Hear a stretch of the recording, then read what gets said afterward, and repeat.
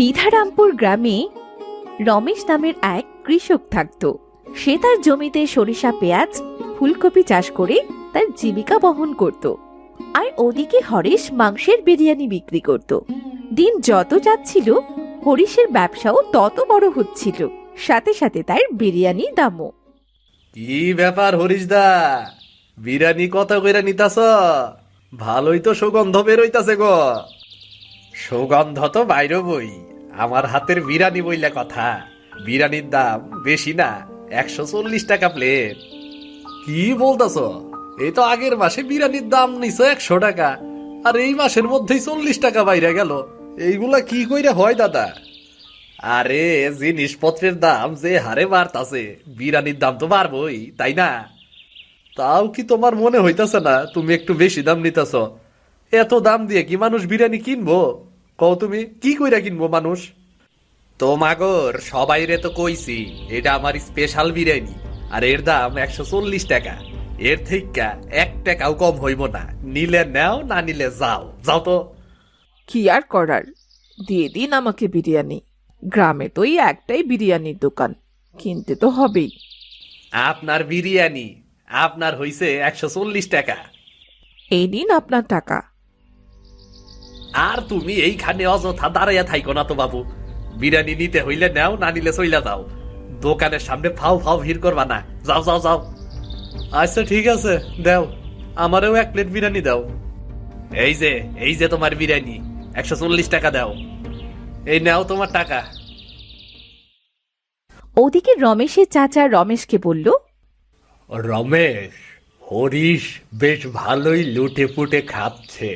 আগের মাসে বিরিয়ানির দাম ছিল 100 টাকা, এই 1 মাসের মধ্যেই বিরিয়ানির দাম হয়ে গেল 140 টাকা। 1 মাসের মধ্যেই 40 টাকা বাড়িয়ে দিয়েছে। বলতো? হ্যাঁ, যা বলেছেন চাচা, বিরিয়ানি খেতে ইচ্ছে করলেও আর খাওয়া যাবে না এখন। হ্যাঁ, একদিন শখ করে বিরিয়ানি খাবো, কিন্তু বিরিয়ানি খেলে সারা মাস না খেয়ে থাকতে হবে। এই অবস্থার মধ্যেই পড়ে আছি রে বাবা। শুধু তুমি কেন, এই গ্রামের বেশিরভাগ মানুষই তো গরিব। এই গরিব মানুষদের লুটে পুটে নিচ্ছে ওই হরিশদা। হ্যাঁ রে, তুই ঠিকই বলেছিস। গ্রামে যদি আরো বিরিয়ানির লোক থাকতো, তাহলে এত চড়া দামে ও বিক্রি করতে পারতো না। শুনেছি শহরে বিরিয়ানির দাম নাকি 50 টাকা। সে কি গো, মাত্র 50 টাকা? আর এখানে 140 টাকা? হ্যাঁ, সব কিছু জেনে শুনে আমরা কিছু করতে পারবো না রে, কিচ্ছু করতে পারবো না। সত্যি এবার খুব রাগ হচ্ছে এই হরিশদার ওপর। ওর কি একটুকুও লজ্জা করে না নাকি? ওর লজ্জা আছে নাকি? আবার এমনিতেও এত কিছু হয়েছে নাকি? কিছুদিন আগে বাড়ি করলো, আবার ওই বাড়িটাকে রং করাচ্ছে। কত টাকা খরচ হয়েছে জানিস? সবই ওর ধান্দা থেকে, বুঝলি? ঠিক আছে চাচা, এখন আসি, অনেক দেরি হয়ে গেল। এখন বাড়ি যাই। তুমি ভালো থেকো, কেমন? ঠিক আছে, কাল আবার কথা হবে, কেমন? আজকে তো সন্ধ্যা হয়ে গেছে, সাবধানে যাস। এই বলে রমেশ চলে গেল। ওদিকে হরিশের বউ হরিশকে বলল, তা কাজকর্ম কেমন যাচ্ছে গো? কাজকর্মের কথা আর বইল না। গ্রামে একটাই বিরিয়ানির দোকান, আমি ছাড়া আর কেউ বিরিয়ানি রান্না করতে পারে না। সেই সুযোগে সব লুইটা নিতাছি। 1 প্লেট বিরিয়ানির দাম 140 টাকা রাখতাছি। তাহলে তো অনেক টাকা ইনকাম করছো। আমাকে কিন্তু একটা ভালো দেখে সীতাহার করে দিতে হবে, আমি এই বলে দিলাম। হইব গো বউ, সব কিছু হইব। আমি আছি তো, চিন্তা কইরো না। এখন খুব খিদা লাগছে, খাইতে দাও তাড়াতাড়ি, খুব খিদা লাগছে। আচ্ছা দিচ্ছি। এই বলে হরিশের বউ হরিশের জন্য খাবার আনতে গেল। কিছুক্ষণের মধ্যেই হরিশের বউ খাবার নিয়ে আসলো। নাও গো, তাড়াতাড়ি খাওয়া শুরু করে দাও, আমার সীতাহার করিয়ে দেওয়ার কথাটা ভুলে যেও না জানো। আরে না, তোমার কথা ভুইলা যাবো এরকম আবার হইতে পারে নাকি? আমার তো একটা মাত্র বউ, আমার বিরিয়ানির দাম বাড়াবো, আরো মুনাফা হইব। ওগো, এত দাম বাড়ালে বিক্রি হবে তো? আলবাদ হইব। গ্রামে আমি শুধু বিরিয়ানি রান্না করতে জানি, অন্য কোথাও বিরিয়ানি না পাইয়া আমার কাছে ঠিকই চইলাইব। সে যাই হোক, বিধাতা সবকিছু ঠিকঠাক করলেই হলো। অত ভাইবা কিছু হইব না গো বউ, সবকিছু ঠিকঠাকই থাকবো। রমেশ তার স্ত্রী উমাকে বলতে লাগলো, বউ, রোজ রোজ এই একই খাবার ভালো লাগে না, ভেবেছিলাম বিরিয়ানি খাবো। আরে, তোমার মন খারাপ নাকি? বিরিয়ানি তো অনেক দাম, অত দাম দিয়ে খাবার খেলে আমাদের সংসার চলবে কি করে বলো? ইচ্ছে হয়েছে একদিন নিয়ে আসি না, তারপর না হয় টানাটানি করে চলবো কয়েকদিন। না না, ওসব হবে না। যেমন টাকা তেমনই তো করতে হবে, বেশি বাড়াবাড়ি করলে সমস্যা হবে। আচ্ছা বউ, তুমি যা বলবে। মন খারাপের কিছু নেই, তোমার ভালোর জন্যই বলছি। আচ্ছা, কাল যখন জমিতে যাবে তখন তুমি কিছু সরিষা আর পেঁয়াজ নিয়ে এসো, কেমন? সরিষা আর পেঁয়াজ দিয়ে কি হবে? ওটার তো অনেক দাম, ও পাওয়া যায় না। তুমি আগে সরিষা আর পেঁয়াজ নিয়ে এসোই না, তারপর আমি দেখছি কি করা যায়। নতুন একটা জিনিস রান্না করব, তুমি খেয়ে খুব খুশি হবে। আছে বউ, তুমি যখন বলছো আমি সরিষা আর পেঁয়াজ নিয়ে আসবো, বিরিয়ানি থেকে ভালো কিছু হবে নাকি গো? এখন যদি সবই বলে দিই তাহলে তো হয়েই গেল। তুমি কাল সরিষা আর পেঁয়াজ নিয়ে এসো, তারপর দেখো তোমার খুব ভালো লাগবে, ঠিক বিরিয়ানির মতো। আচ্ছা, তাহলে তাই হবে। আচ্ছা, অনেক রাত হলো, এখন ঘুমিয়ে পড়ি, চলো। হ্যাঁ, আমিও তো সেটাই বলছি, ঘুমিয়ে পড়ো। পরদিন সকালে রমেশ তার জমিতে চলে গেল। যেতে যেতে সে বলতে লাগলো, সরিষা আর পেঁয়াজ দিয়ে বউ কি করবে? সরিষা আর পেঁয়াজ নিয়ে বউ যে কি ভাবছে সেটা বউ ছাড়া কেউ বলতে পারবে না। বলতে বলতেই রমেশ তার খেতে চলে আসলো। এই তো জমিতে চলে এসেছি, যাই সবজি তুলে নিয়ে আসি, সাথে কিছু সরিষা আর পেঁয়াজও তুলে নিয়ে আসি। রমেশ এক এক করে কিছু পেঁয়াজ সরিষা ছুরিতে নিল। যাই যাই, এখন বাড়ি যাই, অনেক ফুলকপি তোলা হয়ে গিয়েছে। সরিষা আর পেঁয়াজ বউকে দিয়ে বাজারে যেতে হবে, ফুলকপিগুলো বিক্রি করতে হবে তো। যাই যাই, চটপট পা চালিয়ে বাড়ি যাই। এই বলে রমেশ বাড়ির দিকে যেতে লাগলো। যাওয়ার পথে সে হরিশের দোকানে থামলো। আরে খাইয়া যান, আমার হাতের স্পেশাল বিরিয়ানি, একবার খাইলে বারবার খাইতে ইচ্ছা হয়। অল্প মূল্যের বিরিয়ানি, অল্প মূল্যের বিরিয়ানি, হ্যাঁ খাইয়া যান। দাদা, বিরিয়ানি কত করে দিচ্ছ? দাদা, এক প্লেট বিরিয়ানির দাম 140 টাকা, দিমু নাকি তোমারে? খাওয়ার তো ইচ্ছা ছিল অনেক দিনের, কিন্তু তুমি যে দাম রাখছো, ইচ্ছে হলেও তো আর খাওয়া যাবে না। আর তুমি প্রচার করছো অল্প মূল্য বলে, সাধারণ মানুষের কাছে এই মূল্যটা অল্প মূল্য নাও হতে পারে। ও, তুমি খাইবা না? তা আমার দোকানের সামনে ঝামেলা কইরো না, এইখান থেকে সইরা যাও। যার বিরিয়ানি কেনার ক্ষমতা নাই সে আবার আইছে জ্ঞান দিতে, বাবা রে বাবা। হ্যাঁ, দেখে নিও আমার কতটা ক্ষমতা। একদিন তোমার এই বিরিয়ানির দোকান আমার জন্যই বন্ধ হয়ে যাবে, কথাটা আমি বলে দিলাম। হ্যাঁ, আরে যা যা, ব্যবসায় তুই আমার সাথে পারবি না, যা। এটা আমি তোরে কইয়া দিলাম, বলাটা যতটা সহজ, কাজটা করা ততটা সহজ না। আরে আইছে, আমি কাজ করেই দেখাবো, এই অপমান আমি কখনো ভুলতে পারবো না। সকলকে সমানভাবে দেখতে হয়, অপমান করতে নেই, এটা একদিন তুমি ঠিকই বুঝবে। হ্যাঁ, যা যা যা, তোর কথা ফকির আইছে আমারে ব্যবসা শিখাইতে। হরিশের কথা শুনে রমেশ বাড়ির দিকে চলে আসলো। তা কতদিন বিরিয়ানি খাওয়া হয় না, চলেন না আমার সাথে, একদিন বিরিয়ানি খাবেন আপনি, চলুন দুজনেই বিরিয়ানি খেয়ে আসবো। জমিদার বাবু, আমাকে মাফ করবেন, আমি আপনার সাথে যেতে পারবো না। কেন? আমার সাথে গেলে কি মুশকিল আছে তোমার? জমিদার বাবু, আমি গরিব মানুষ, অত টাকা দিয়ে আমি বিরিয়ানি খেতে পারবো না। অত টাকার খাবার আমার মুখে উঠবে না। আরে, তুমি এসব নিয়ে চিন্তা করছো কেন? আমি তো যাচ্ছি নাকি, আমি টাকা দেব। জমিদার বাবু, আপনি না হয় টাকা দিয়ে দেবেন, কিন্তু আমি খেতে পারবো না। যে বিরিয়ানি শহরে বিক্রি হয় 50 টাকায়, সেই বিরিয়ানি হরিশ বিক্রি করছে 140 টাকায়। সে কি কথা? আমি তো শুনেছিলাম 100 টাকা নাকি এক প্লেট, 140 টাকা হয়ে গেছে। আমাদের গ্রামের হরিশ সুযোগের সদ্ব্যবহার করছে। আমাদের গ্রামে অন্য কোনো বিরিয়ানির দোকান নেই তো, তাই সে দিন যাচ্ছে আর বিরিয়ানির দাম বাড়াচ্ছে। কি বলছো তুমি? এত খারাপ হয়ে গেছে হরিশ? হ্যাঁ গো জমিদার বাবু, গ্রামে আর একটি বিরিয়ানির দোকান খুললে তবেই ওর বেয়াদপি কমবে।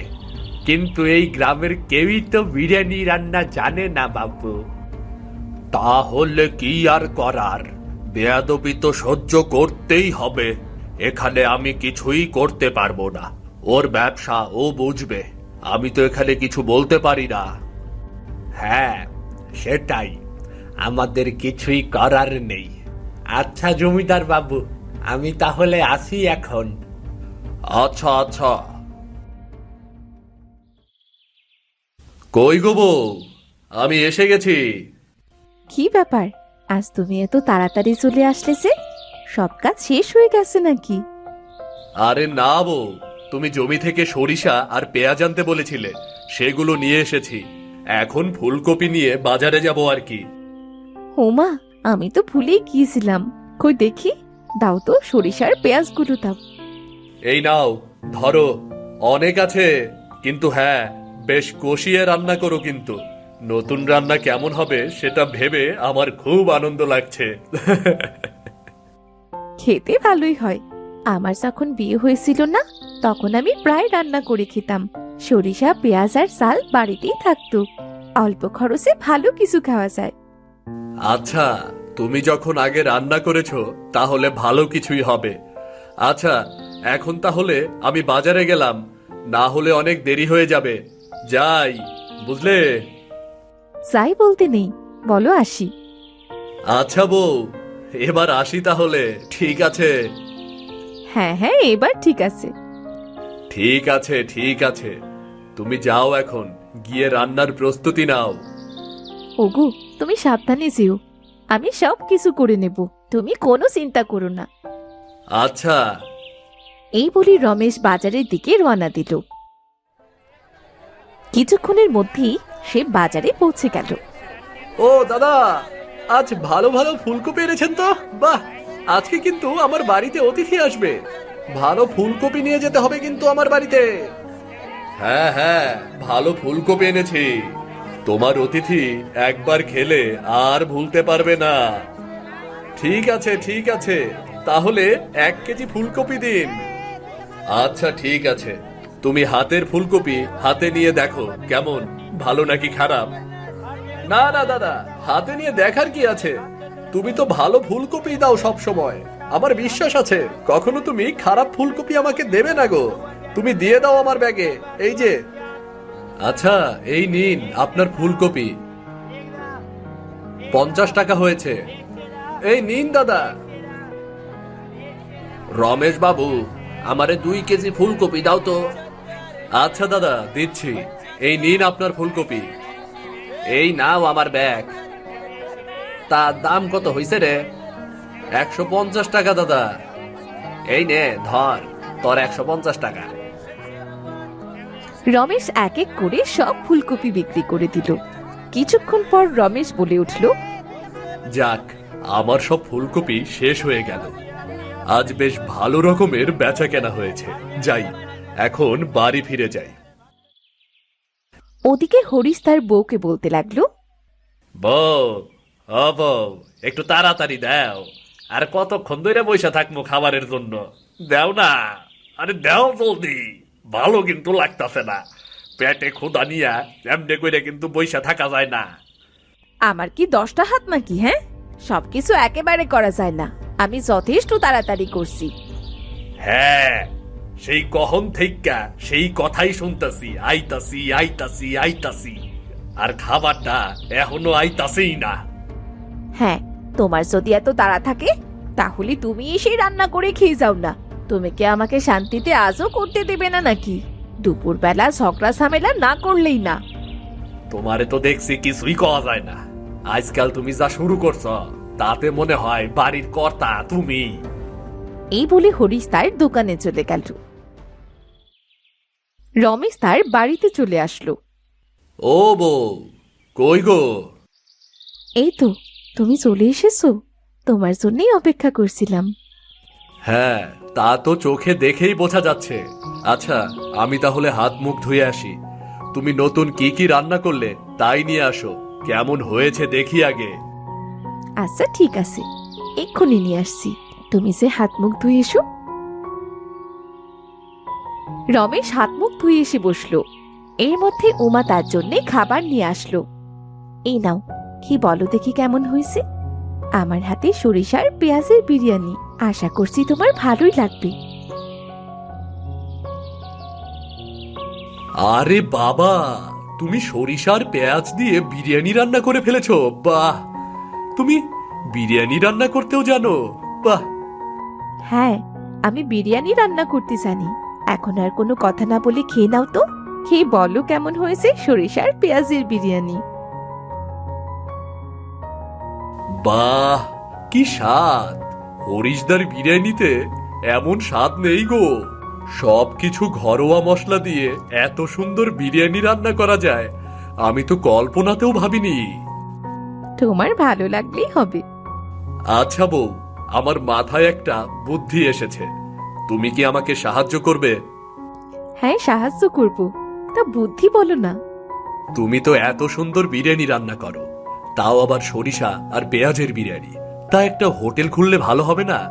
খরিদ্দারও ভালো হবে। যদি তুমি রাজি থাকো তাহলে আমি কাজটা কি শুরু করব? এই তো ভারী চমৎকার বুদ্ধি তোমার। আমি তোমায় সাহায্য করব। গ্রামের মানুষদেরও এই নতুন সরিষার পেঁয়াজের বিরিয়ানি খাওয়াবো আমি। তাহলে আমি কালকে থেকে দোকান খুলে ফেলি। বাবার যে আগের দোকান ছিল ওটাই খুলবো ভাবছি। হ্যাঁ, তা করলেও হয়। তুমি রান্না করে দেবে আর আমি বিক্রি করতে যাব, কেমন? আচ্ছা, তাই হবে। পরের দিন সকালে রমেশ দোকান দিল। প্রথম দিনে তার দোকানে অনেক ভিড় হতো। সবাই পাবেন, এখন চুপ করে বসুন। অনেক বিরিয়ানি আছে, সবাই পাবেন, বসুন চুপ করে। দাদা, আমি সেই কতক্ষণ ধরে বসে আছি। আমায় 1 প্লেট বিরিয়ানি দিয়ে যান। এটা আপনারটাই দিচ্ছি। সবাই তো চুপ করে বসুন না, সবাইকে দিচ্ছি তো। আরে রমেশ দা, আমি অনেকক্ষণ ধরে বসে আছি, আমারেও দাও না। একটু বসতে হবে ভাই, আমি তো একা একা কাজ করছি, একটু দেরি হবে। আচ্ছা দাদা, তুমি তাড়াতাড়ি করো। রমেশ সবাইকে এক এক করে বিরিয়ানি দিল। সবাই খেয়ে বলবেন সরিষার পেঁয়াজের বিরিয়ানি কেমন হয়েছে। আর হ্যাঁ, আগে নিশ্চয়ই এমন বিরিয়ানি আপনারা খাননি। হ দাদা, চমৎকার হয়েছে বিরিয়ানিটা, এক কথায় অসাধারণ। তা কেরা রান্না করছে বিরিয়ানি? আমার বউ রান্না করে দিয়েছে আর আমি বিক্রি করছি। দাদা, তোমার বউয়ের হাতের রান্না খেয়ে আমি খুব আনন্দিত হলাম। এত সুন্দর বিরিয়ানি, তাও আবার এত কম দামে। অসংখ্য ধন্যবাদ আপনাদের। এর মধ্যে জমিদার রমেশের দোকানে এলো। এসে বলল, আরে রমেশ, তুই কবে দোকান খুললি? তাও আবার বিরিয়ানির দোকান? আমি তো কিছুই জানি না রে। আরে জমিদার মশাই, আমি তো আজকেই দোকান খুলেছি। ভেবেছিলাম আজকে সন্ধ্যায় আপনার বাড়িতে যাব বিরিয়ানি নিয়ে। হ্যাঁ রে হ্যাঁ, আর যেতে হবে না তোর, আমি নিজেই চলে এসেছি। এখন দে দেখি 1 প্লেট বিরিয়ানি। হ্যাঁ হ্যাঁ, আপনি বসুন, আমি এক্ষুনি দিচ্ছি। বাবা, কি সুস্বাদু বিরিয়ানি রে! এমন বিরিয়ানি আমি জীবনে কখনো খাইনি। তাও আবার সরিষা আর পেঁয়াজের বিরিয়ানি, ভেবেই তো ভালো লাগছে রে। আচ্ছা, তা বিরিয়ানির দাম কত করে রেখেছিস? শহরে যেমন বিরিয়ানির দাম 50 টাকা, তেমনই রেখেছি 50 টাকা, যাতে সবাই খেতে পারে। যাক, তুই যে সবার কথা ভেবে দোকান করছিস, এতেই আমি খুশি। কিছু লাগলে বলবি, কেমন? আমি তোকে সাহায্য করব। ঠিক আছে জমিদার মশাই। এই বলেই জমিদার চলে গেল। রমেশও সব বিরিয়ানি বিক্রি করে বাড়ির দিকে যেতে লাগলো। পথেই তার দেখা হলো হরিশের সাথে। রমেশ, তুমি আমারে ক্ষমা কইরা দাও। তোমার এই দোকান খোলার পর আমার দোকানের খরিদ্দার খুব কমে আসছে, এখন তো একটাও আসে না। কিছু একটা করো তুমি ভাই। আমি তো কিছুই করতে পারবো না। দেখলে তো তোমার অহংকার মাটিতে মিশে গেল। আমি টাকার লোভে অন্ধ হইয়া গেছিলাম ভাই, কিন্তু আজকে বুঝতে পারছি ভাই। তুমি তো অনেক দেরি করে ফেলেছো।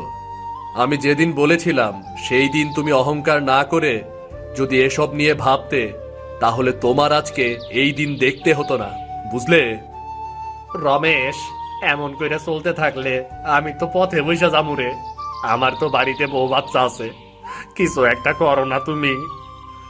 বেশি কিছু করতে পারবো না আমি তোমার জন্য, কিন্তু একটা সাহায্য করতে পারি। আমার হোটেলে লোক লাগবে, চাইলে তুমি কাজ করতে পারো। আচ্ছা আচ্ছা, আমি তাই করবো। শোনো, তোমার কাছে অনেক ধন সম্পদ থাকতেই পারে, তাই বলে অহংকার করা উচিত নয়। হ্যাঁ, আমি বুঝতে পারছি তোমার কথা রমেশ। অহংকার চিরকালের জন্য স্থায়ী হয় না, অহংকার দিয়ে কিচ্ছু হয় না। আমি এখন থেকে সবাইরে সাহায্য করবো। তুমি বুঝতে পেরেছো, তাই আমি অনেক খুশি। এখন বাড়ি ফিরে যাও, সময় মতো চলে এসো, কেমন? সত্যি, তুমি মানুষ হিসেবে খুবই ভালো, খুবই ভালো।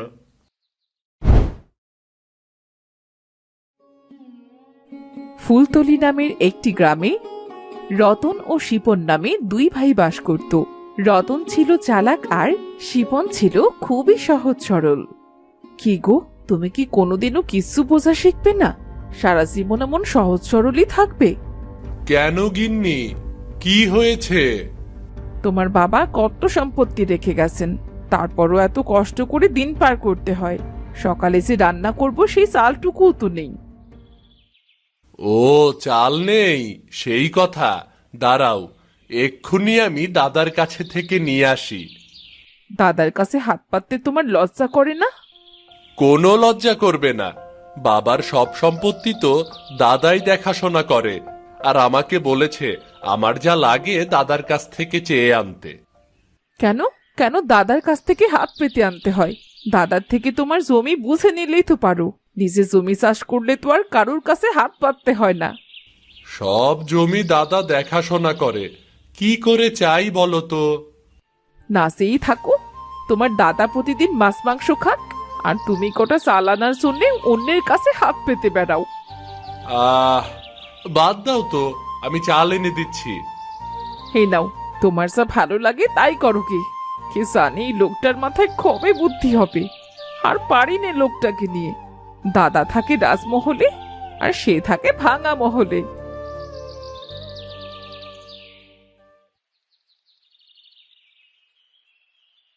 দাদা, দাদা, কোথায় তুমি?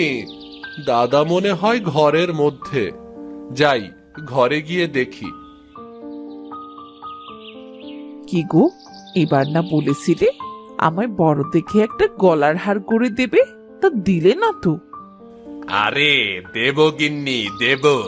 তোমার বুদ্ধি শুনে শিপনকে বোকা বানিয়ে সব জমি তো আমি চাষবাস করি, তাই না?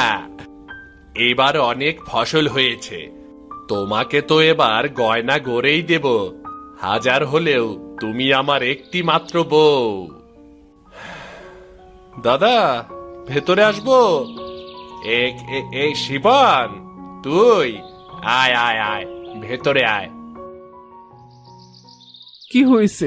এত সকাল সকাল কি জন্যে এসেছো? বৌদি, ঘরে রান্নার মতো চাল নেই, তাই চাল নিতে এসেছি গো। মরণ আমার, সকাল হতে পারেনি চাইতে চলে এসেছে। তা এত চাইতে তোমার লজ্জা করে না? জানি নে বাপু, মানুষের বিবেক বুদ্ধি কবে হবে। কেন বৌদি, লজ্জা করবে কেন? বাবার সম্পত্তি তো দাদা চাষ করে। দাদাই তো আমাকে বলেছে জমা জমি দাদা করবে, আর খাবার দাবার সব দাদাই দেবে। অকর্মার কথা শোনো, তা ফসল ফলাতে টাকার খরচ হয় না বুঝি? টাকাগুলো আসে কোথা থেকে শুনি? গিন্নি, দাও না কটা চাল। এত কথাই বা বাড়াচ্ছ কেন তুমি? না, দেব না। সবসময় চাইতে চাইতে অভ্যাস খারাপ হয়ে গেছে। সারাদিন ঘরে বসে না থেকে কাজ করলেও তো পারে। দাদা, আমার জমি আমাকে দিয়ে দিলেই তো পারো, তাহলে তো আর তোমাদের কাছে চাইতে আসি না। আমি নিজের জমিতে কাজ করে নিজেই সংসার চালাতে পারি। কি বললি? তোর জমি তোকে দেব মানে? যত বড় মুখ নয় তত বড় কথা। হ্যাঁ দাদা, কথা বলতে তোমরাই বাধ্য করেছো।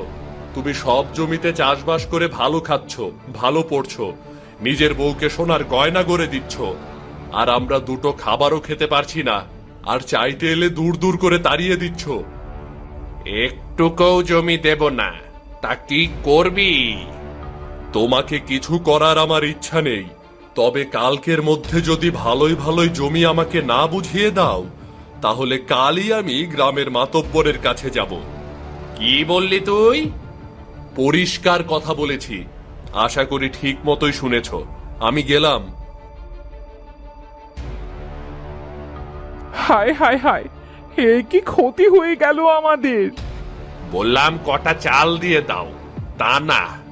এখন কপাল চাপড়িয়ে কোনো লাভ নেই, সুখের দিন সব শেষ। না না, শিপনকে মোড়লের কাছে যেতে দেওয়া যাবে না। তার আগেই ওকে ওর জমি দিয়ে দিতে হবে। জমি দিয়ে দেব মানে? জমি দিলে আমাদের কি হবে? এত আরাম আয়েশ কোথা থেকে আসবে শুনি? আরে আমার কথা মন দিয়ে শোনো, যে জমিগুলো নিচু জল জমে থাকে, ভালো ফসল হয় না, সেগুলোই ওকে দিয়ে দাও। না হলে মোড়লের কাছে গেলে যে জমি সমান ভাগ হবে, তখন আমাদের আরো বিপদ হবে।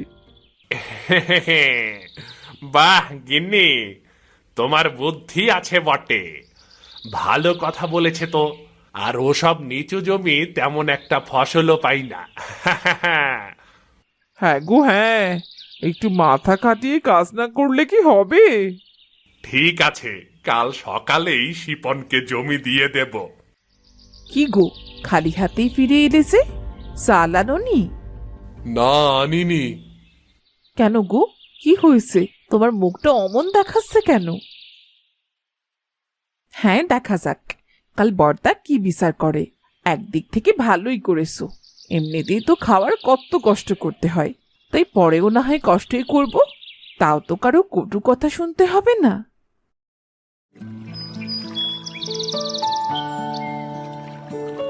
শিপন, শিপন, এই শিপন, বাইরে আয় তো। কি হলো? এত সকাল সকালে তোমরা এখানে? কখনো তো ভুলেও আমাদের ভাঙা বাড়িতে পা দাও না, আজ তা কি মনে করে এলে? না এসে কি কোনো উপায় আছে? কাল নিজের বর্দাকে মোড়ল মাতবরের ভয় দেখিয়ে আসলে, ভালো করে বললে বুঝি তোমার দাদা তোমায় দিত না? আরে দাদা বৌদি, আপনারা বসুন। ইস, মরণ এত ন্যাকা ন্যাকা ভাব দেখাচ্ছে, মনে হচ্ছে যেন কিচ্ছু জানে না। শিপনের কানে বিষ ঢেলে এখন দরদ দেখাতে এসেছে। গিন্নি, চুপ করো তো, তোকে সব জমি বুঝিয়ে দেব, বুঝলি? শোন, ওই উত্তরের জমিটা, ওই বাঁশঝাড়ের পাশের জমিটা, আর আমার বাড়ির দক্ষিণ পাশের দুটো জমি, এগুলো তোর জমি।